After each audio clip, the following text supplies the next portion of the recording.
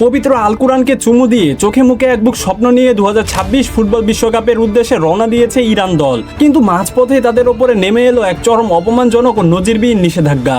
আমেরিকার নোংরা রাজনীতির কারণে বিশ্বকাপে খেলতে এসেও মার্কিন মুলুকের শান্তিতে এক রাত ঘুমানোর অধিকারটুকুও কেড়ে নেওয়া হয়েছে ইরানের ফুটবলারদের কাছ থেকে। নিয়ম করা হয়েছে যেদিন খেলা ঠিক সেদিনই আমেরিকায় ঢুকতে হবে, ম্যাচ শেষ করে রাতের মধ্যে তল্পা গুটিয়ে বিদায় হতে হবে আমেরিকার সীমানা থেকে। হ্যাঁ ভাই, বিশ্বকাপের ইতিহাসে এই প্রথম কোনো দলকে প্রতি ম্যাচের দিন মেক্সিকো সীমান্ত পার হয়ে এসে খেলতে হবে আমেরিকার মাটিতে। কিন্তু কেন বিশ্বমঞ্চে ইরানের সাথে এমন অদ্ভুত আচরণ করছে হোয়াইট হাউস?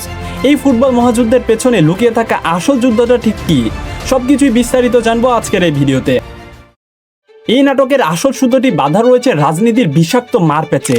আমেরিকা ও ইরানের মধ্যকার শত্রুতা আজ নতুন কিছু নয়। দীর্ঘ ৪৫ বছরেরও বেশি সময় ধরে এই দুই দেশ একে অপরের জানি দুশ্মন। কিন্তু সম্প্রতি পরিস্থিতি আরো ভয়াবহ রূপ নিয়েছে। গত বছরে মধ্যপ্রাচ্যে যখন ভয়াবহ যুদ্ধ ছড়িয়ে পড়ে, তখন আমেরিকার দীর্ঘদিনের মিত্র ইসরায়েলের ওপর নজিরবিহীন ক্ষেপণাস্ত্র হামলা চালায় ইরান। এর জবাবে খোদ মার্কিন যুক্তরাষ্ট্র সরাসরি এই যুদ্ধে জড়িয়ে পড়ে এবং ইরানের প্রধান পারমাণবিক ও সামরিক স্থাপনায় বিমান হামলা চালায়। আর ঠিক এই যুদ্ধের আবহে দরজায় কড়া নাড়ছে 2026 ফিফা বিশ্বকাপ, যার অন্যতম প্রধান আয়োজক স্বয়ং ডোনাল্ড ট্রাম্পের আমেরিকা। ফুটবল ইতিহাসে এবারই প্রথম কোন স্বাগতিক দেশ এমন এক দেশের ফুটবল দলকে স্বাগত জানাচ্ছে যাদের সাথে তারা সরাসরি যুদ্ধে লিপ্ত। আমেরিকার প্রেসিডেন্ট ডোনাল্ড ট্রাম্প তো গত মার্চে সরাসরি হুমকি দিয়ে বলেছিল ইরানের এই বিশ্বকাপে অংশ নেওয়া উচিত হবে না, এতে নাকি তাদের জীবন ও নিরাপত্তা ঝুঁকি আছে। কিন্তু ফিফার কড়া নিয়মের কারণে ইরানকে সরাসরি বাদ দেওয়ার ক্ষমতা আমেরিকার ছিল না, কারণ মাঠের লড়াইয়ে বীরত্বের সাথে খেলে এশিয়ান কোয়ালিফায়ার্সে গ্রুপ চ্যাম্পিয়ন হয়ে বিশ্বকাপের টিকিট কেটেছে ইরান। তাই ইরানকে থামাতে আমেরিকা বেছে নিল নোংরা ভিসা কূটনীতি। ইরানের মূল ২৬ জন খেলোয়াড়কে শেষ পর্যন্ত কোনো মতে ভিসা দিলেও তাদের ফুটবল ফেডারেশনের সভাপতি মেহেদি তাজ সহ ডজন খানেক মূল কোচিং স্টাফ ও অফিসিয়ালদের ভিসা সরাসরি বাতিল করে দিয়েছে মার্কিন প্রশাসন। আমেরিকার দাবি এই স্টাফদের নাকি ইরানের রেভলিউশনারি গার্ড বা IRGCর সাথে গোপন লিঙ্ক আছে।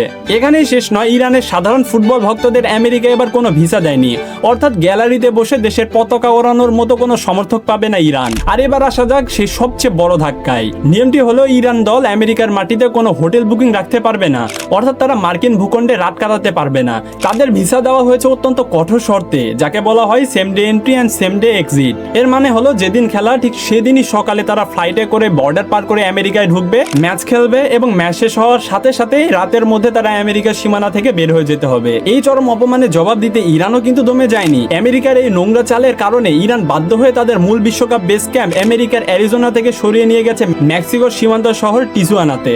ইরান দল এখন এই মেক্সিকোর মাটিতে থাকবে, ওখানে তারা খাবে দাবে এবং ওখানে অনুশীলন করবে। এরপর যখনই আমেরিকার মাটিতে তাদের ম্যাচ থাকবে, যেমন 15 জুন লস অ্যাঞ্জেলেসের নিউজিল্যান্ডের বিপক্ষে ম্যাচ, 21 জুন বেলজিয়ামের বিপক্ষে ম্যাচ, আর 26 জুন সিয়াটলের মিশরের বিপক্ষে ম্যাচ, ঠিক এই ম্যাচের দিনগুলোতে তারা মেক্সিকো থেকে উড়ে গিয়ে আমেরিকায় ম্যাচ খেলবে এবং খেলা শেষ করে আবার মেক্সিকোতে ফেরত চলে আসবে। ভাবা যায় একটা বিশ্বকাপ টুর্নামেন্টে অংশ নিতে এসে একটা দলকে প্রতিদিন এভাবে আন্তর্জাতিক বর্ডার পারাপার করতে হচ্ছে। ইতিহাস সাক্ষী 1998 সালের বিশ্বকাপে এই আমেরিকাকে 2-1 গোলে হারিয়ে বিশ্বকে তাক লাগিয়ে দিয়েছিল ইরান।